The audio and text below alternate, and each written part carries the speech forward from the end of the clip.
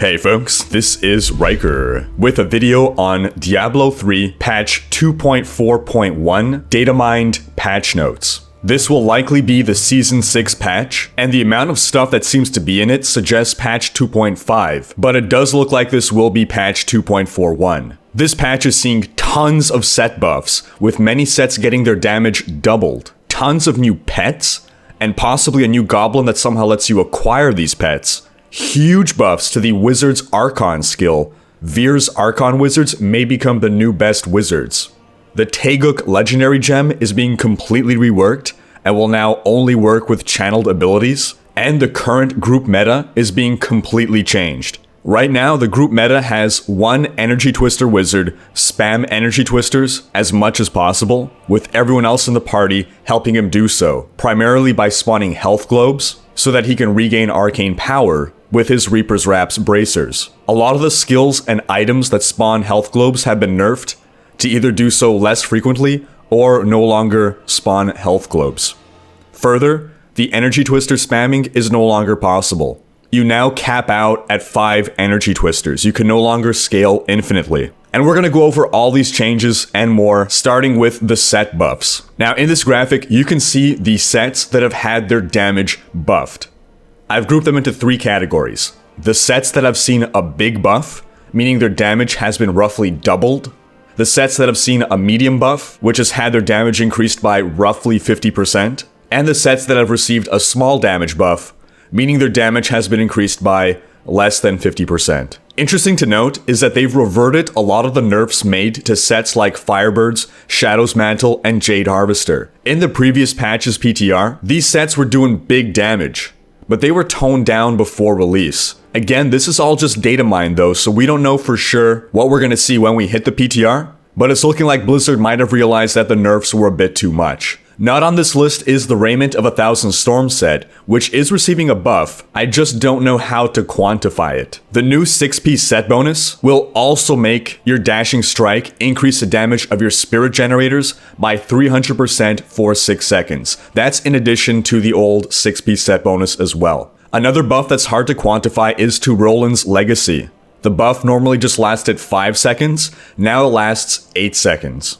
Also not on this list is the Wrath of the Waste set for the Barbarian. The new 4-piece bonus also makes your applied rend deal triple damage. It looks like Blizzard is really trying to get us to use rend with Wrath of the Wastes and not just Whirlwind. This could possibly end up being useful against the Rift Guardian. Then lastly, Delzier's Magnum Opus, the Wizard set, is not seeing any numerical buffs, but they've added to the list of spells that can get affected by this set. Looks like Blizzard wants to open up that diversity and also allow for the Wand of Woe with Explosive Blast to be used with this set. Perhaps the best change though is that you no longer have to be inside your slow time bubbles now to be affected by the buff. You just need to have slow time active. This is great for so many reasons, and one is that when you're in a party with other wizards, it's hard to tell which is your slow time bubble and which is your allies. On to our next section here, we're seeing tons of new cosmetic pets and cosmetic wings. You can see these graphics here, extracted by Diablo fans. And in fact, all of these patch notes have been data mined by Diablo fans. You can go check out the link in the description below to see the full changes, but we're going over the highlights and what is most prominent. As you can see from the pets though, we're getting teddy bears, floating skulls, a succubus, yeti, gome, spiders and zombies. And in fact, it also looks like there's a new treasure goblin, the Menagerist Goblin. Now, a menagerie is a collection of wild or foreign animals. So this Menagerist Goblin may be the new pet goblin, and that might be how we get all these new pets. A data mine string also includes new item instructions for cosmetic pet. Right mouse button to add this pet to your collection.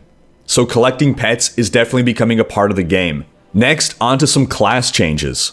The Barbarian's Hammer of the Ancients Birthright no longer spawns health globes, but instead heals you. Again, this was to change that meta. We don't want support characters that are just spawning health globes for the wizard.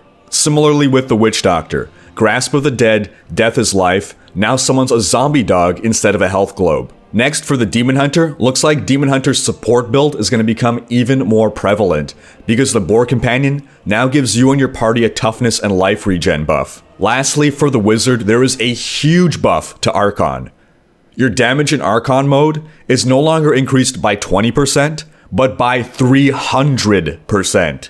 And your resistances are not increased by 20%, but by 150%. Further, improved Archon increases your damage by 50% instead of 22%, and the Teleport rune allows you to cast Teleport on a 2-second cooldown instead of a 3-second cooldown. Onto some legendary gems. Mirane now also heals you when you smite an enemy. Gogok of Swiftness now also gives you a dodge chance. As we previously mentioned, Taeguk now only works with channeled skills, and it only goes up to 10 stacks, but each stack grants a bigger bonus than previously.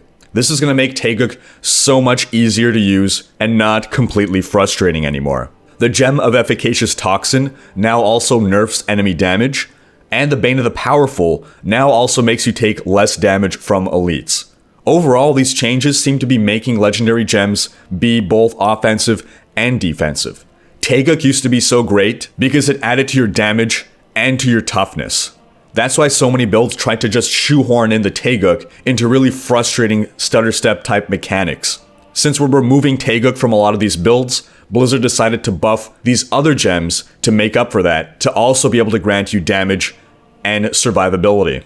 Onto some item changes. For the Crusader, Johanna's Argument now increases not only the attack speed of Blessed Hammer, but the damage as well.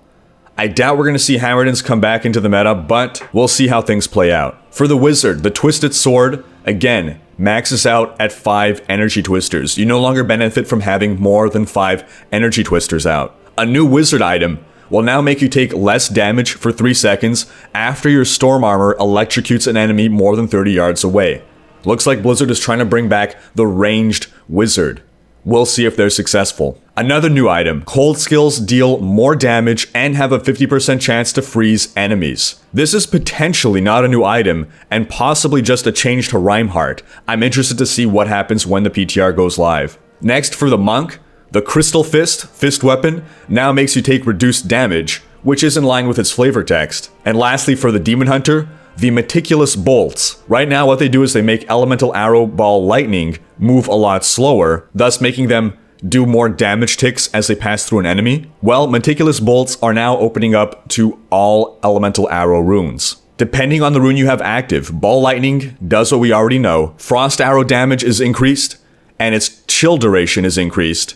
Immolation Arrow does more damage over time on the ground, and Lightning Bolt's damage and stun duration is increased, and Nether Tentacles damage and healing amount is increased. None of those are as interesting as making the Ball Lightning move slower, but at least it's making it more viable. Next, we see tweaks to a few set dungeons, including making the Firebirds and the Akan set dungeons easier. For instance, for the Firebird, you're no longer punished for being too strong. Where you previously had to ignite enemies, now it's fine if you just kill them. And lastly, onto some miscellaneous changes. There are things called mysterious chests being added to the game, as well as resplendent barrels and mysterious battles. There are tons of item transmogrifications added to the game, which is something that we've only seen so far in special scenarios. For instance, the Digital Deluxe of Reaper of Souls gives you some unique transmogs. There's no actual item to go with these transmogs. They are purely cosmetic. It'll be interesting to see how Blizzard implements these transmogs and how we can acquire them. And the very last thing we'll talk about is a new ring flavor text saying, unscrupulous merchants have often duplicated this much sought after ring to sell to the unwary. This is clearly a reference to the Stone of Jordan. In Diablo 2, the SOJ was the most duped item in the game. So much so that SOJs became the currency in the game. So whether they're actually changing the Stone of Jordan's flavor text to match this, which would be a great nod to Diablo 2, or they're adding some new ring that this flavor text will be assigned to.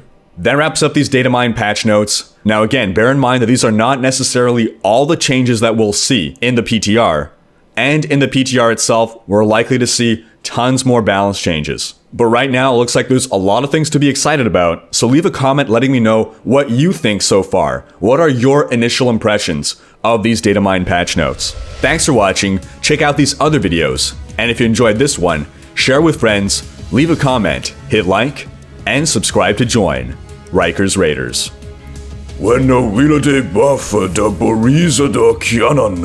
To find out how you can get me to say something random at the end of my videos, check out my Patreon rewards.